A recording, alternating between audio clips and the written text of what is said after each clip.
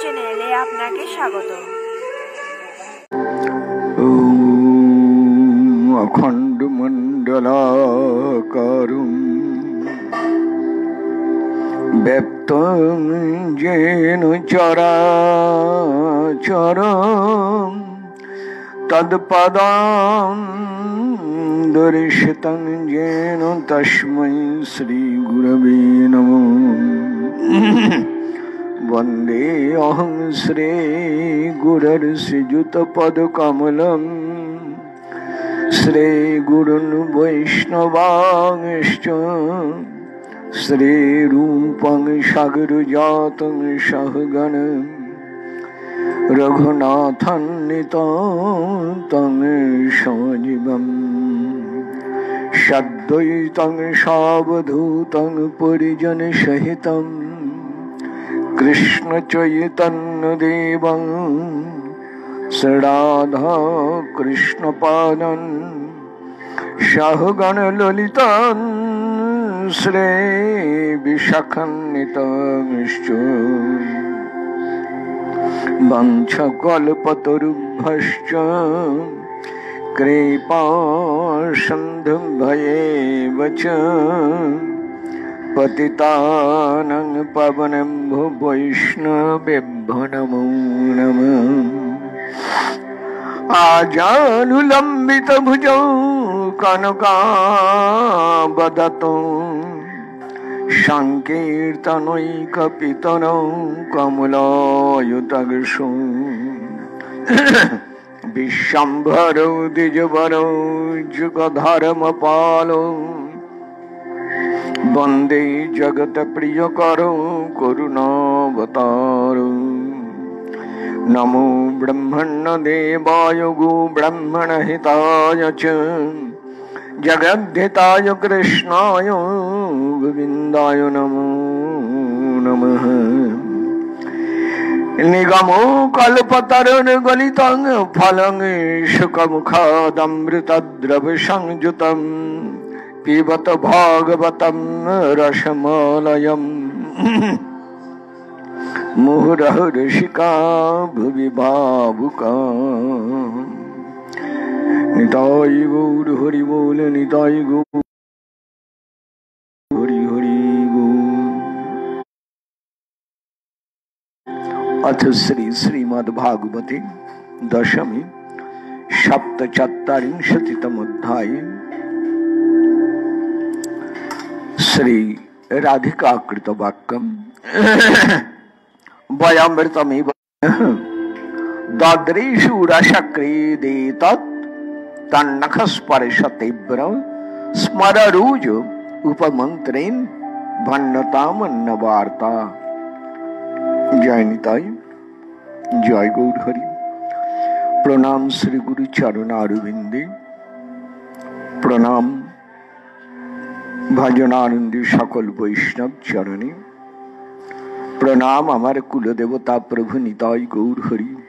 श्री राधा राधा वल्लभ गोपाल जी नारायण श्रीमद् भागवत वृंदा देवी सकल के प्रणाम।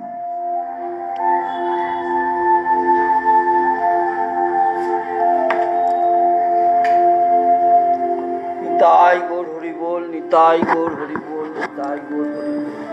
आज के भागवत कथाय सेवा सहयोगिताय रयेछे श्री सोमेंद्र चंद्र भावाल नित्यधामगत तार पितृदेव एवं मातृदेवी स्मृति उद्देश्य श्री सोमेंद्र चंद्र এই ভাগবতী সেবা সৌভাগ্য লাভ করেছেন। প্রভু নিতাই চরণে, মহাপ্রভু চরণে, শ্রী রাধা রাধা বল্লভ চরণে তার সেবা নিষ্ঠা আন্তরিকতার মঙ্গল প্রার্থনা করি। তার পিতৃপুরুষের মাতৃদেবীর স্মৃতি তার অন্তরে ভজনের পবিত্র বিমল আলোক সঞ্চারিত করুক, তাদের আত্মা নিত্যধামে প্রভুর সেবায় সর্বদা নিয়োজিত থাকুন, এই মঙ্গল প্রার্থনা করে রাখি। নিতাই গৌর হরি বল। গতকাল শুনেছিলেন রাধানী বলছেন, ভ্রমর, আমরা মোহিত, কৃষ্ণ কথাকে বিশ্বাস করেছি, খুব বিশ্বাস করেছি। কেমন বিশ্বাস করেছি? শাস্ত্র বাণীর মতন, ঋষি বাণীর মতন। জিম্বা ব্যর্হতাম, ঋষি বাক্য শিরোধার্য। ঋষির বাক্য যেমন মাথায় তুলে নেই, সেইভাবে কৃষ্ণ কথা, শ্রীকৃষ্ণ যা করতে বলেন আমরা মাথায় তুলে নিচ্ছি।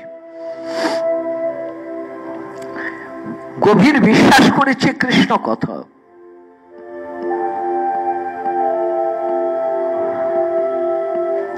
আর তার পরিণামে দুঃখ পেলাম, গভীর দুঃখ পেলাম। বলেই রাধানী বলছেন, তারপর শোন সেই রাত্রির কথা। কাছে ডেকে নিল, পরক্ষণেই আমাদের ছেড়ে চলে গেল। খুব কষ্ট দিয়েছিল। তাকে খুঁজে খুঁজে কাঁদতে কাঁদতে আমরা অস্থির হয়ে গেলাম। তারপর শেষে দর্শন পেলাম। নিজে স্বীকার করলি। কি বললো জানিস? বলল, না পারে অহম নিরবদ্ধ সংযুজম সাধু কৃত্যম বিবুধায়ুষাপি বহ ইয়া মা ভজন দুর্জর গৃহ শৃঙ্খলাম সম্ব্রেশ তদব প্রতিজাতু সাধুনাম। আরেকবার শুনুন, কারণ এই মন্ত্র আর কোন শাস্ত্রে নেই। এই মন্ত্র আর কোন শাস্ত্র বলতে সাহস পাননি। একমাত্র শ্রীমদ্ ভাগবত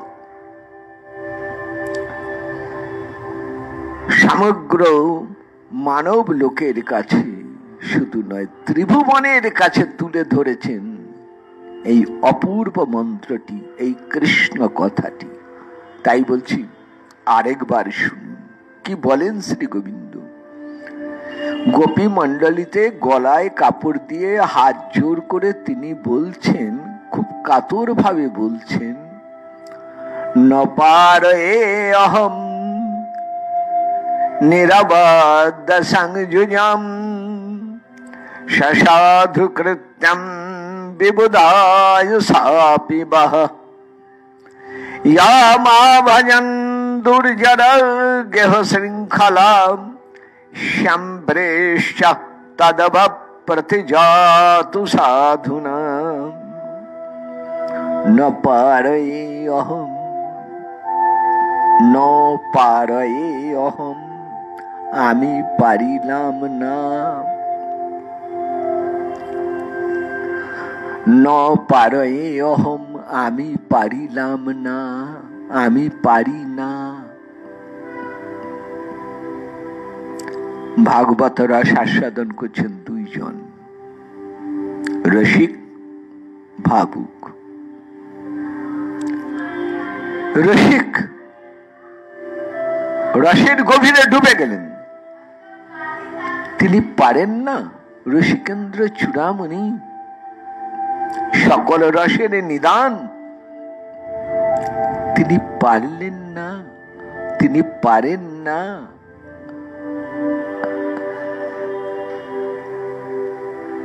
হরিবুল, এ কোন রসের গভীর থেকে এই বার্তা তার মুখে উচ্চারিত হল। রসিক তাই ভেবে আকুল, ন পারই অহম। কেউ কোনোদিন জানে না ভাবুক ভক্ত মরমে মরে যাচ্ছেন শুনে তার কাছে ভগবান, তার কাছে সর্বশক্তিমান। তিনি পারেন না এমন কিছু আছে? খেলার বলের মতন যিনি তুলে ধরতে পারেন গিরি গোবর্ধনকে, বিষ জলে কালীয় নাগের মাথায় যিনি নাচতে পারেন মনের আনন্দে, দাবানল নিমেষে যিনি পান করে নেন, অঘাসুর বকাসুর তৃণাবর্ত হেলায় যিনি খেলতে খেলতে বধ করেন,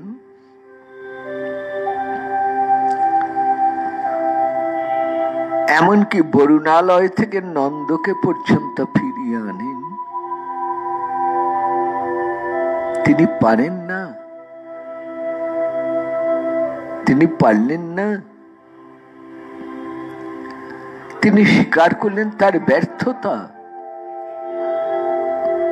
ভগবানের ব্যর্থতা, পরমেশ্বরের ব্যর্থতা। ভাবুক, ভাবনায় পান না, কিন্তু মিথ্যা তো নয়, ভাগবত বাক্য, পরম সত্য। তিনি পারেন না, ন পারে অহম, পারেন না। কি পারেন না? কবিরাজ গোস্বামী পাদ শ্রী চৈতন্য চরিতামৃতে লিখছেন, এই প্রেমার অনুরূপ না পারে ভজিতে, এই প্রেমার অনুরূপ না পারে ভজিতে, অতএব ঋণী হয় কহে ভাগবতে। আবার শুনুন শ্রী চৈতন্য চরিতামৃতের অপূর্ব সংবাদ, এই প্রেমার অনুরূপ না পারে ভজিতে, অতএব ঋণী হয় কহে ভাগবতী।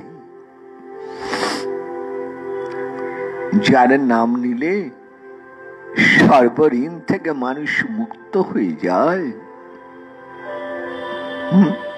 পিতৃঋণ, ভূতঋণ, ঋষিঋণ, শাস্ত্রঋণ। আমাদের জন্মমাত্রেই 5টা ঋণ। ঋণ শোধ করবার জন্য 5টা কাজ করতে হয়, সে কথা অন্য সময়। শাস্ত্র বলছেন যিনি কৃষ্ণ নাম নেন তার কোনো ঋণ নেই। ভাগবত বলছেন যিনি কৃষ্ণ নাম নেন তার কোন জগতে কারো কাছে তিনি ঋণী নন। কিন্তু আজ যার নামে সকলে ঋণ ঘুচে যায়, তিনি আজ নিজেই ঋণ স্বীকার করছেন। আমি শোধ দিতে পারিতেছি না, পারলাম না, নিয়েছি, প্রতিদান দিতে পারছি না। ইচ্ছে করে নয়, এই আমার ব্যর্থতা, আমি অক্ষম, দিতে পারছি না। ন পারয়। অনন্ত শাস্ত্র সচকিত, বেদ মা স্তব্ধ।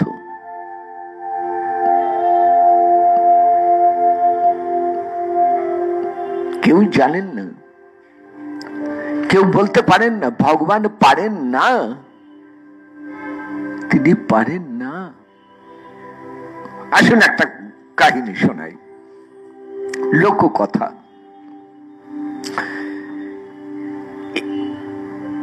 লোককথা আবার বলছি, প্রচলিত কথা শোনাই। আপনারা জানেন আকবর বাদশাহ খুব ধর্মানুরাগী ছিলেন, তিনি সকল ধর্মকেই খুব শ্রদ্ধার চোখে দেখতেন। একবার তার মনে হলো ভগবান তো এক, অদ্বিতীয়, হিন্দু ধর্ম বলি, মুসলমান ধর্ম বলি, খ্রিস্টান ধর্ম বলি, বৌদ্ধ ধর্ম বলি, সবাই বলবেন এক ঈশ্বর, এবং তিনি সব কিছু পারেন, তিনি সর্বশক্তিমান। এটা নিয়ে কোন রকম কোন ধর্মের ভেতরে মতভেদ নেই। তিনি পারেন না এমন কিছু নেই। কিন্তু আকবরের মনে হলো, বাদশাহের মনে হলো, নিশ্চয় এমন কিছু কাজ আছে যা ভগবান কখনো পারেন না। তার মধ্যে আরেকটা ব্যাপার ঘটে গিয়েছিল, সেটাও বলি। এক মুসলমান ফকির ভিক্ষে করতে এসেছিলেন। সাধু, ফকির মানে সাধু, মুসলমান সাধু ভিক্ষে করতে এসেছিলেন বাদশাহকে। পথে দেখেছেন, বাদশাহের কাছে ভিক্ষা চাইলেন। বাদশাহ নেমে এসেছেন, হাতির পিঠের থেকে নামলেন,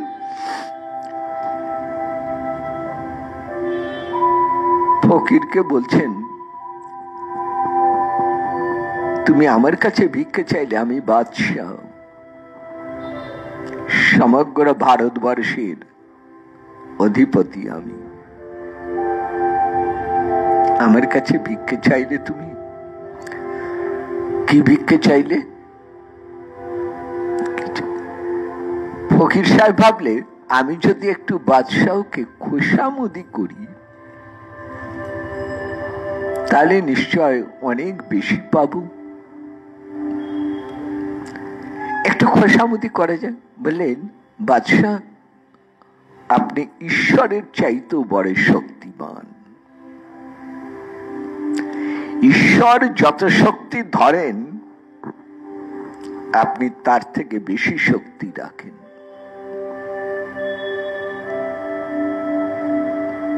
বাদশাহ আকবর অত্যন্ত ক্ষুব্ধ হলেন, তিনি খুব রেগে গেলেন। তিনি বললেন, দেখো ফকির সাহেব,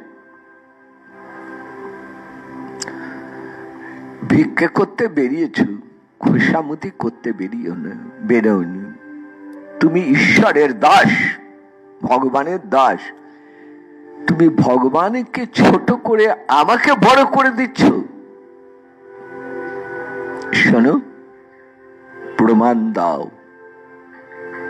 এই 7 দিন তুমি আমার প্রাসাদে থাকবে নজরবন্দি হয়ে, অভাব মিটিয়ে দেব। আর যদি প্রমাণ করতে না পারো, প্রাণে তো বধ করতে পারবো না, তোমাকে আমার ভারত ভূমি থেকে তোমাকে নির্বাসন দেব। আমি তোমাকে আমার রাজত্ব থেকে বাইরে বার করে দেব, নির্বাসন দেব। 7 দিন সময়।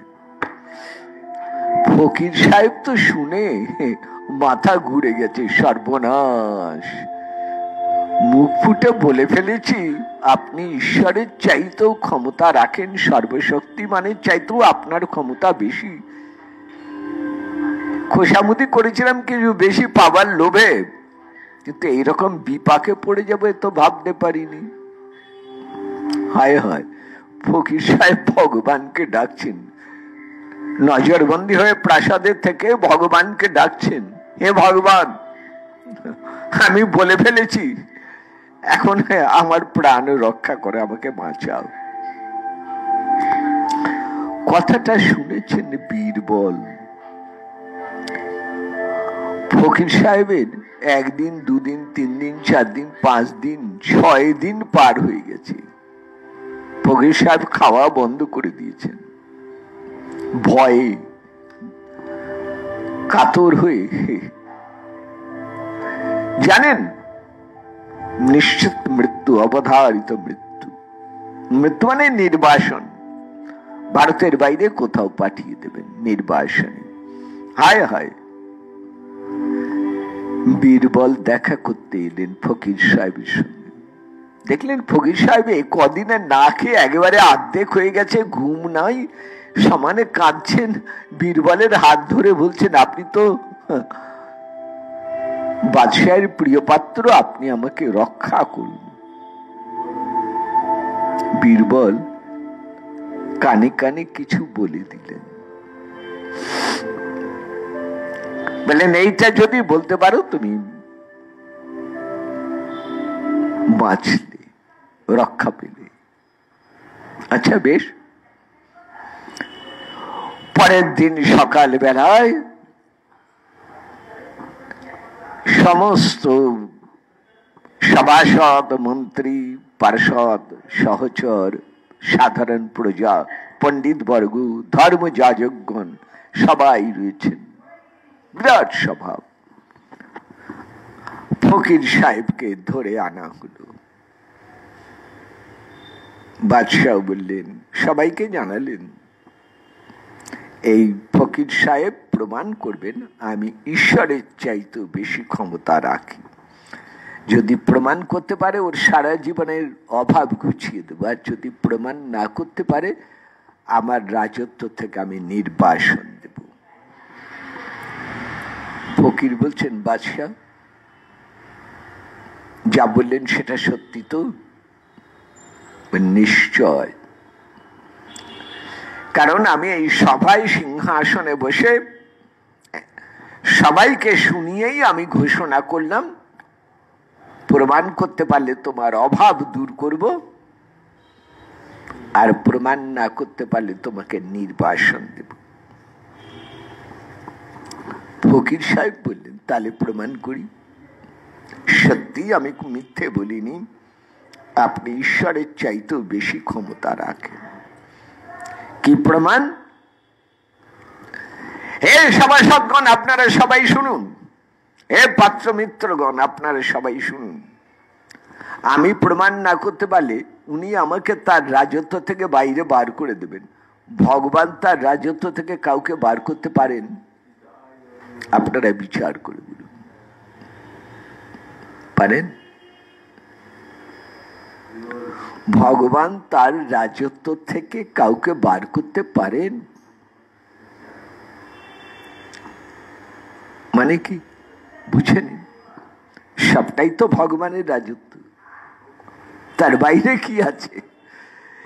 আর যদি ভগবান কাউকে নির্বাসন দেন তাকে কোথায় পাঠাবেন?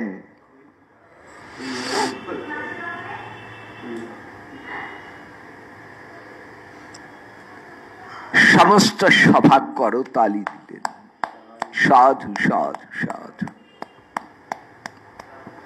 বাদশাহ নেমে এলেন আসন থেকে, ফকিরের দুটি হাত ধরলেন, বললেন, ঠিক উত্তর দিয়েছ, আমি বার করে দিতে পারি, কিন্তু ভগবান কাউকে বার করে দিতে পারেন না। বাহ। পরে ফকির সাহেবের কানে কানে বলছেন, এই বুদ্ধিটা কে দিল গো তোমায়? ফকিরও আস্তে আস্তে বলছে, বীরবলের কাছ থেকে এই বুদ্ধি পেয়েছি। মজার কথা, কিন্তু বড় শিক্ষার কথা। কিন্তু আকবরের মন মেনেনি, আকবরের মন অশান্ত হয়েছিল। এই প্রশ্নের উত্তর তার জানতেই হবে। কিছুদিন পরে সেই আকবর বাদশাহ বৃন্দাবনে শ্রীরূপ সনাতনের চরণতলায় বসেছিলেন। দ্বাদশ আদিত্য টিলা সনাতন প্রভু নামে মগ্ন, লীলা স্মরণে ডুবে আছেন।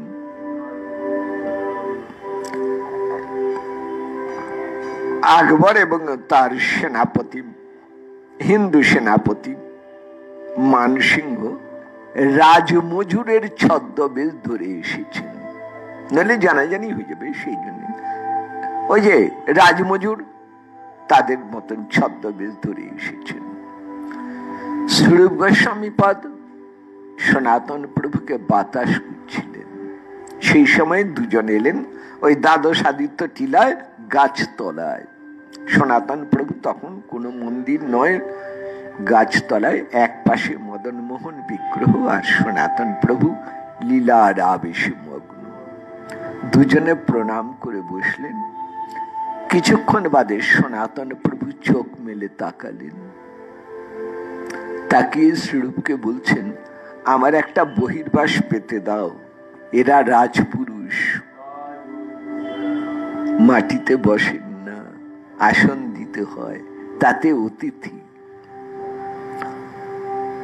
চমকে উঠলেন আকবর, কি অদ্ভুত পর্যবেক্ষণ শক্তি! এক পলক আমাদের দিকে তাকিয়েই বুঝে ফেললেন, ছদ্মবেশ ভেদ করে যে আমরা রাজপুরুষ। পরম কৌতূহলে বাদশাহ জিজ্ঞেস করলেন, আপনি কি করে বুঝলেন আমরা রাজপুরুষ? সনাতন প্রভু বলছেন, আপনাদের অঙ্গে মানে শরীরে অস্ত্র চিহ্ন, রাজপুরুষের গায়ে অস্ত্রের দাগ থাকে, সেই চিহ্ন দেখে চিনে ফেললাম, বুঝে ফেললাম। কি অদ্ভুত দৃষ্টি! আচ্ছা,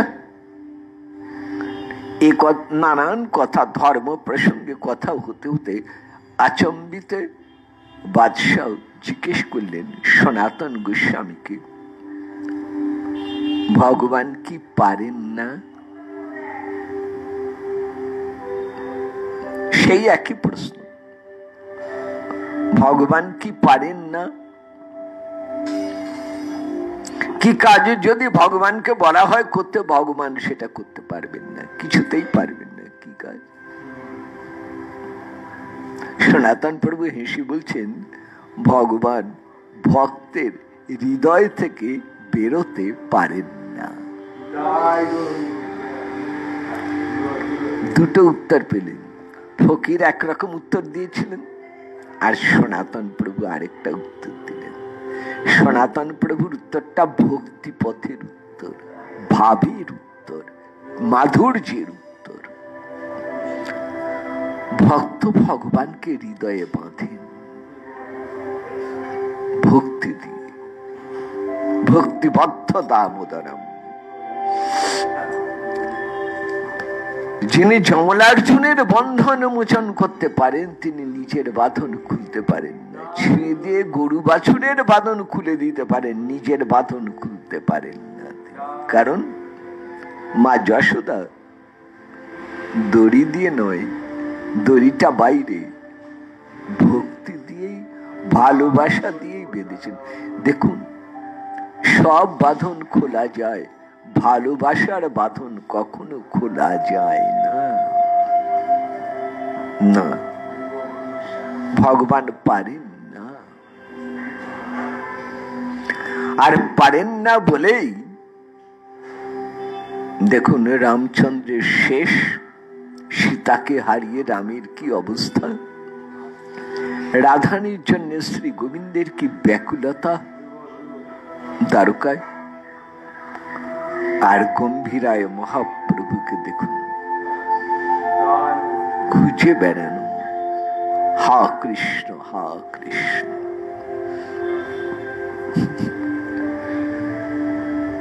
ভগবান এইখানেই হার মানেন। আপনাদের কাছে কিছুদিন আগে বিল্লমঙ্গলের কথা শুনিয়েছিলাম। শ্রীপাদ বিল্লমঙ্গল গোপালকে বলেছিলেন,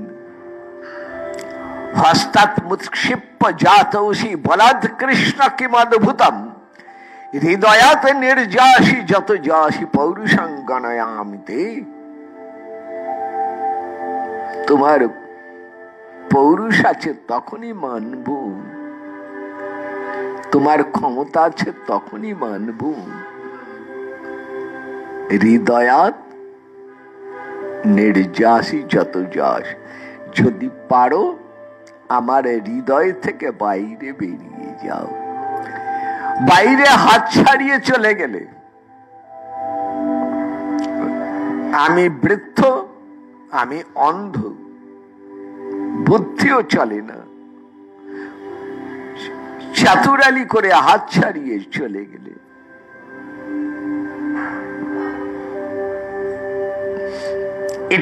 এটা তোমার আশ্চর্য নয়। এটা আমার কাছে আশ্চর্য বলে মনে হচ্ছে না, কারণ আমি তোমাকে বাইরে ধরে রাখার মতন ক্ষমতার অধিকারী নই। তুমি নবল কিশোর, বুদ্ধিমান, গায়ে জোর, আমাকে অনায়াসে আমার হাত ছাড়িয়ে যেতে পারো, কিন্তু এক জায়গায় আমার জোর আছে, আমার ভালোবাসার জোর আছে, আমার প্রীতির জোর আছে। সেই প্রীতির জোর না, ডোর, জোর বলবো না, বলবো ডোর। ডোর মানে দড়ি। ওই প্রীতির দড়ি দিয়ে আমি তোমাকে মনের ভেতরে বেঁধে রেখেছি, আমার হৃদয়ের মধ্যে বেঁধে রেখেছি। কেন হৃদয় শব্দটা এলো? মনের গভীরতম অবস্থান হৃদয়, বুঝুন, মনের গভীরতম অবস্থান নাম হৃদয়। জলের স্রোত উপরে বয়, তলায় গভীরে জল স্থির। এই রকম মন ওপরে চঞ্চল, নানান দিকে বয়, ভক্তের নানান লীলা রসের, কিন্তু অন্তঃস্থলে অন্তরে স্থির ধরে রাখেন কৃষ্ণকে। দড়ি দিয়ে, প্রীতির দড়ি দিয়ে বেঁধে রেখেছেন সেখানে। এইখানেই ভক্তের জোর, এইখানেই ভগবানের হার। বিল্লমঙ্গল তাই বললেন, যদি তোমার ক্ষমতা থাকে আমার হৃদয় থেকে বেরো দেখি।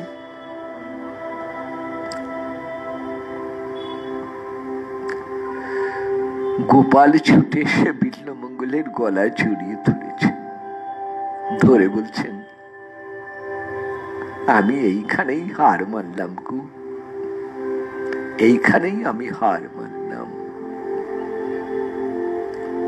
এখানেই আমি হেরে গেলাম গো, আমি পারলাম না, আমি পারি না, সব পারি, এখানে পারি না।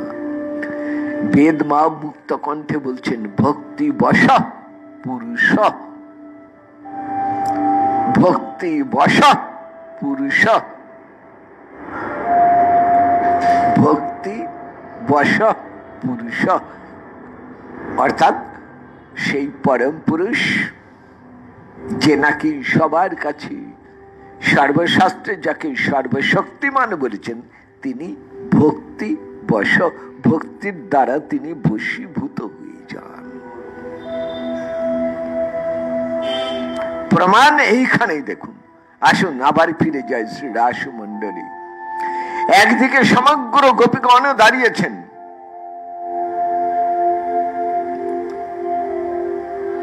আরেকদিকে একা শ্রীগোবিন্দ, গলায় কাপড়, হাত জোর করা, চোখে জল, অবনত মস্তক।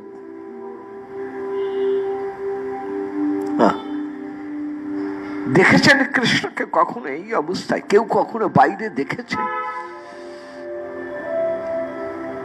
বাইরে এই রূপ কোনোদিন কেউ দেখতে পাবেন না। এই একমাত্র মহারাশি প্রকাশ হচ্ছে। দেখে নিন হৃদয় রাসমণ্ডলে, দেখে নিন এই রূপ। শ্রী রাধা বল্লভের এই রূপটি প্রাণ ভরে দর্শন করুন। আবার বলি, যমুনা পুলিন, একদিকে যমুনা বইছেন মনের আনন্দে, পূর্ণিমার চাঁদের আলোয় উদ্ভাসিত বনভূমি, আর সেই যমুনা পুলিনে মানে নদীর ধারে বিস্তীর্ণ জায়গা, হিম বালুকা, সূক্ষ্ম বালুকা, সুগন্ধিত বালুকা ছড়ানো, একদিকে সারি সারি সব গোপী মন্ডলী সুসজ্জিতা, পরম প্রীতি মণ্ডিতা, আর একদিকে শ্রী গোবিন্দ, হাত জোর করা, পিত বসন্তী গলায় ঘুরিয়ে নেয়া, হাত জোর করে দাঁড়িয়েছেন, গলার মালাটি ধরেছেন। কৃষ্ণের চোখে জল।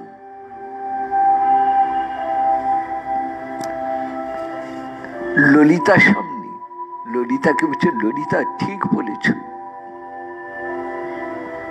আমি স্বীকার করি আমি অকৃতজ্ঞ, ভালোবাসা নিয়েছি, প্রতিদানে ভালোবাসতে পারিনি।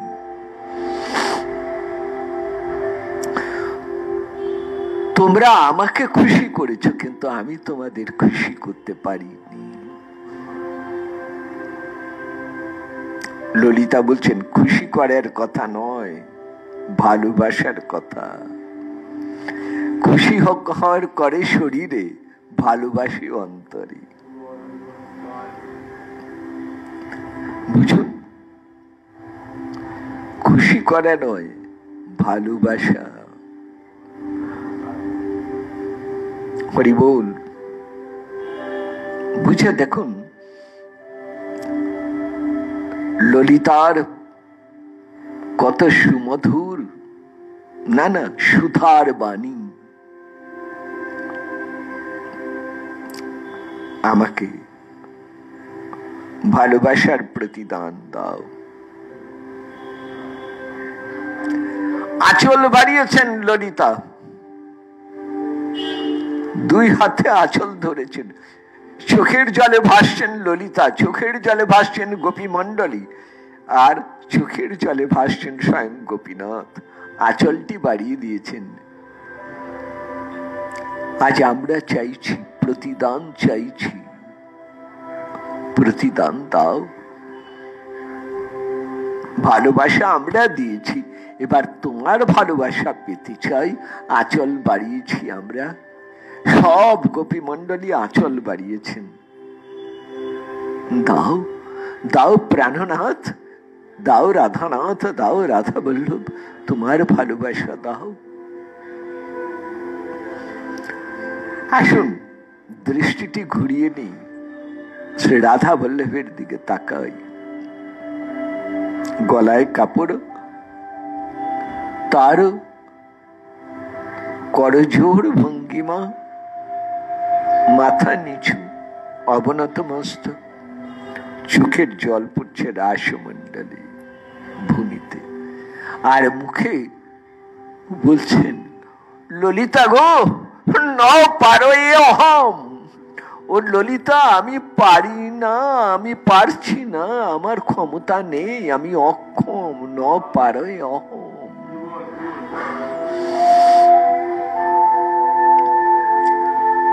কেন পারি না, কারণটা বলি। তোমাদের ভালোবাসার কোনো তুলনাই নেই, তোমাদের এই ভজনের কোনো তুলনাই নেই। জগতের কারো ভজনের সঙ্গে, কারো ভালোবাসার সঙ্গে তোমাদের ভালোবাসার তুলনা চলে না।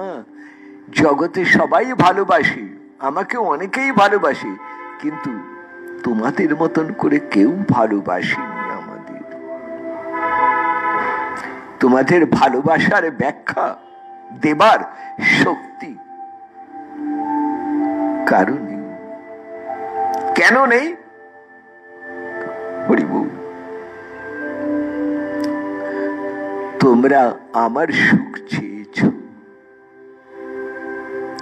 আর সেই সুখের, আমাকে সুখের জন্য তোমরা আত্মীয় স্বজন ছেড়েছ, ইহলোক পরলোক ছেড়েছ, দেহ ধর্ম ছেড়েছ, পতিব্রতা নারীর ধর্ম ছেড়েছ। কি ছাড়ুনি তোমরা? সব ছেড়েছ আমার জন্য, মদর্থে। আমি কোনোদিন এটা ভুলি না। তোমরা আমার জন্য সব ছেড়েছ। আবার শুনুন, কি ছেড়েছ? আত্মীয় স্বজন প্রথম, দৈহিকা, মা, বাবা, স্বামী, পুত্র, ভাই, যাদের সঙ্গে রক্ত সম্পর্ক, সব ছেড়ে এলে আমার কাছে। আত্মীয় স্বজন ছেড়েছ, মা বাবা ছেড়েছ, স্বামী পুত্র ছেড়েছ, ভাই বন্ধু ছেড়েছ, তারপর ইহলোক পরলোক দুইটাই ছেড়েছ। ইহলোক বাড়ি ঘর, পরলোক স্বর্গেই যাই বা নরকেই যাই চিন্তাই করি না। আমরা গোবিন্দ সেবা নিয়েই থাকব। স্বর্গেই যাই আর নরকেই যাই ও নিয়ে ভাবি না। না হয় কোটি জন্ম নরক ভোগ করব, তথাপি গোবিন্দ সেবা, গোবিন্দ ভালোবাসা ছাড়িব না। তারপরে দেহ ধর্ম, ক্ষুধা, দেহ ধর্ম কারেক বলে খিদে, তৃষ্ণা, নিদ্রা, প্রধান তিনটা। খিদে পাবে, জল তেষ্টা পাবে, ঘুম পাবে। আরো আছে দেহ ধর্মগুলি, কিন্তু প্রধানত এই ক্ষুধা, তৃষ্ণা, নিদ্রা আমার জন্য তাও ত্যাগ করেছ তোমরা। তোমরা ভুলেই গেছো যে তোমরা নারী, তোমরা ভুলেই গেছো যে তোমরা স্ত্রী লোক, তোমরা ভুলেই গেছো তোমাদের শরীর আছে। দেহ স্মৃতি নাহি যার, সংসার কূপ কাহা তার। দেহ স্মৃতি নাহি, আমাদের দেহ স্মৃতি। এইখানে বিশ্বনাথ চক্রবর্তী পাদের মাধুর্য কাদম্বিনীর একটা কথা আপনাদের শোনাব। একটা দাড়ি পাল্লা, একদিকে ওজন বাটখারা, আর একদিকে জিনিস বসান। ওজন যত বেশি হবে, এ পাশের যেখানে দাড়ি পাল্লার জিনিস দেবেন সে পাত্রটা উপরে উঠে যাবে। আবার জিনিস যদি বেশি হয় তাহলে বাটখারার দিকটা উপরে উঠে যাবে, ঠিক না? দুটাকে সমান করে আনতে হয়। সমত্তম যোগ উচ্চতে, গীতায় বলেছেন এই ব্যালেন্স করে আনার নামই হচ্ছে যোগ। কেননা তখন দেখবেন আয়কাদের দাড়িপাল্লায় দেখবেন নিচের কাটা উপরের কাটার সাথে এক হয়ে যায়, নিচের কাটাটা দোলে, উপরের কাটাটা স্থির, উপরের কাটা নড়ে না, নিচের কাটাই এদিক মানে হাল উপরের নিচে নামে দুপাশের পাল্লা, তাই নিচের কাটাটি দোলে।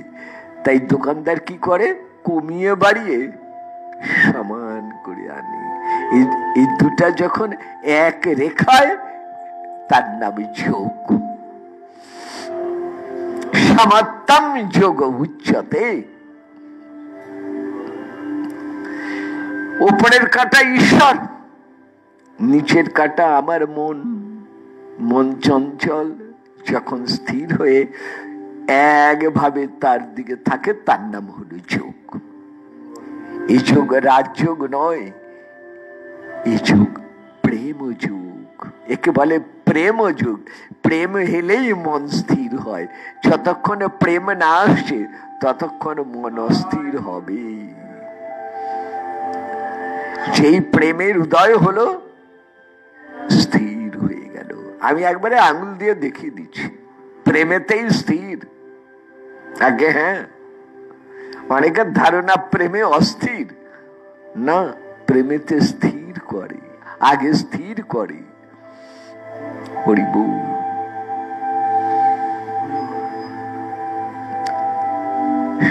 দেহ বোধটাই তো নেই কার? হরিদাস ঠাকুরের দেহ বোধটাইটা নেই কার?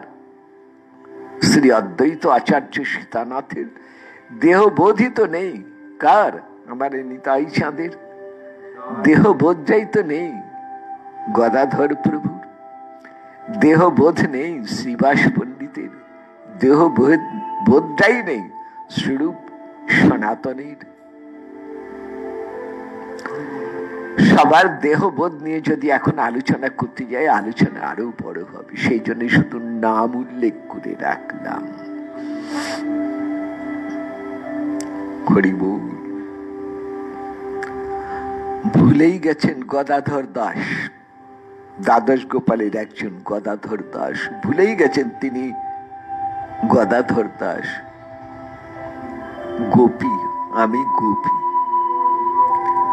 একটি কলসি নিয়ে ভোরবেলায় গঙ্গা স্নান করে গঙ্গা জল কলসিতে ভরে পাড়া মাথায় নিয়ে পাড়ায় পাড়ায় ঘুরছেন। দুধ নেবে গো, দুধ নেবে? হ্যাঁ, দুধ নেব। কত দাম? পয়সা চাই না, শুধু গৌর হরি বলো, নিতাই গৌর হরি বলো, দুধ দিয়ে দেব। এবং সত্যি সত্যি ওই গঙ্গা জল দুধে রূপায়িত হয়েছে। তো তার নামের গুণে সবাইকে দিয়ে এইভাবে নিতাই গৌর হরি বলিয়েছেন। একদিন কাজীর বাড়িতে গিয়ে উপস্থিত, ওই বরানগরে কাজীর বাড়িতে। কাজী ভীষণ রাগী, কথায় কথায় প্রাণদণ্ড দিয়ে বসতেন, মেরেই ফেলতেন তারে। কাজী জানেন গদাধর দাস পাগল, উন্মাদ। একদিন কাজী পথে বেরিয়েছেন আর গদাধর দাসও আসছেন ওই কলসি মাথায়। এসে বলে, ও কাজী, তোমার কাছেই যাচ্ছিলাম। কেন গো? কাজী বলছেন, কেন? বললেন, ভাবলাম সবাইকে দিয়ে তো নিতাই গৌর হরি বলালাম, তোমাকে দিয়ে তো বলানো হয়নি, তাই তোমাকে নিতাই গৌর হরি বলাতে এসেছি। অন্য কেউ যদি বলতো, সেই মুহূর্তে কাজী তাকে তরোয়াল দিয়ে মাথা কেটে ফেলতেন। কিন্তু পাগল স্নেহের কণ্ঠে কাজী বলছেন, গদাধর বাড়ি যাও। তুমি জানো না আমি বিধর্মী, আমার ও নাম বলতে নেই। গদাধর জিজ্ঞেস করলেন, কি নাম বলতে নেই? বললে এই যে বললে নিতাই গৌর হরি বল, ওই নাম আমার করতে নেই। গদাধর বলে, তোমার করা হয়ে গেল গো। হাততালি দিয়ে নাচছেন। কাজী অবাক হয়ে গেলেন, আরে কোন অবস্থায় মহতের কৃপা শক্তি তার মুখ থেকে বেরিয়ে এলো নিতাই গৌর হরি বল। আমি খেয়াল করিনি, পাগল বলে যারে মনে করেছি সে ঠিক খেয়াল করেছে। দেখো, দেহ ধর্ম নাহি যার। হ্যাঁ, এই তো অবধূত। দেহ ধর্ম নাহি যার, সংসার কূপ কাহা তার। নিতাই চাঁদ অবধূত, নিশি দিশি নাই ফিরায় সদাই কৃষ্ণ কথা রসরঙ্গী। কিসের দিন কিসের রাত্রি, নিতাই দিন রাত গৌর হরি নাম করে চলেছেন। গৌর হরিকে সবাইকে শোনাচ্ছেন। মান অপমান নেই, সুখ দুঃখ নেই, আহারে নিদ্রা নেই, কাউকে মন্দ চোখে দেখেন না। ডাকাত দলের উপরে, চোর ডাকাতের উপরেও তার অপার অনন্ত করুণা। শুনবেন নিতাই কথা, আর কদিন বাদে শুরু করব, শুনবেন। দেহ ধর্ম নাহি আর। তাই মহাপ্রভু গম্ভীরায় বলেছিলেন, নিত্যানন্দ আর অদ্বৈত দেহ ধর্মের অন্তর্গত নয়, দেহ ধর্মাতীত। তারা ঈশ্বর, অদ্বৈত ঈশ্বর, নিত্যানন্দ ঈশ্বর, তাদের দেহ ধর্ম নেই।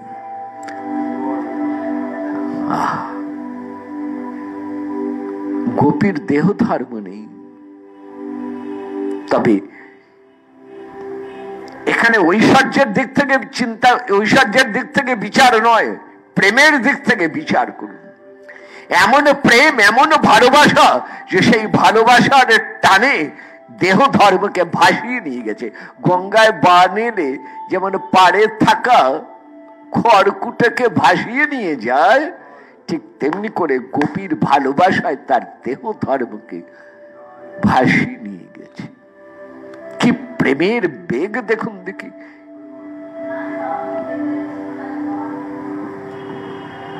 শ্রী গোবিন্দ বলছেন আত্মীয় স্বজন নেই, ইহলোক পরলোক নেই, দেহ ধর্ম নেই, সব থেকে বড় ধর্ম পতিব্রতা নারীর ধর্ম। তোমরা কি করলে? সেই পতিব্রতা ধর্মকে উঠবে ত্যাগ করে কলঙ্কের মালা গলায় তুলে পড়লে। লোকে বললে কৃষ্ণ কলঙ্কিনী।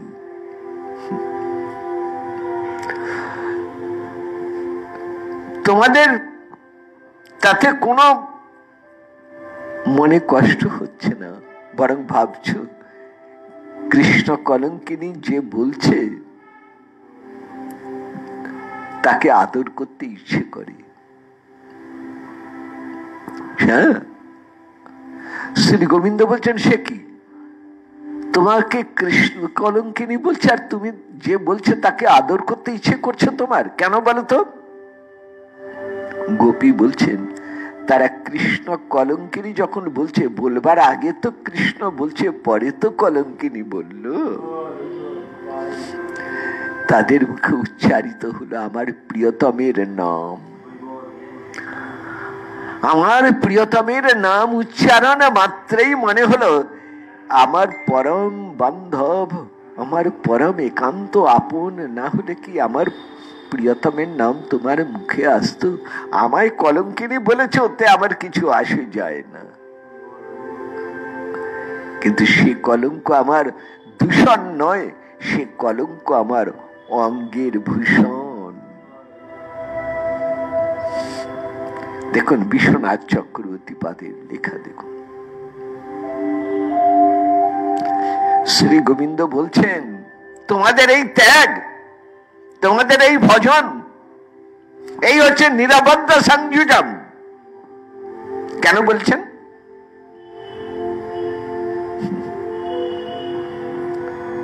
তোমরা সর্বদাই নিরবধি আমার সঙ্গে সংযুক্ত। একটা সেকেন্ডের জন্য তোমরা আমার থেকে সরে যাওনি।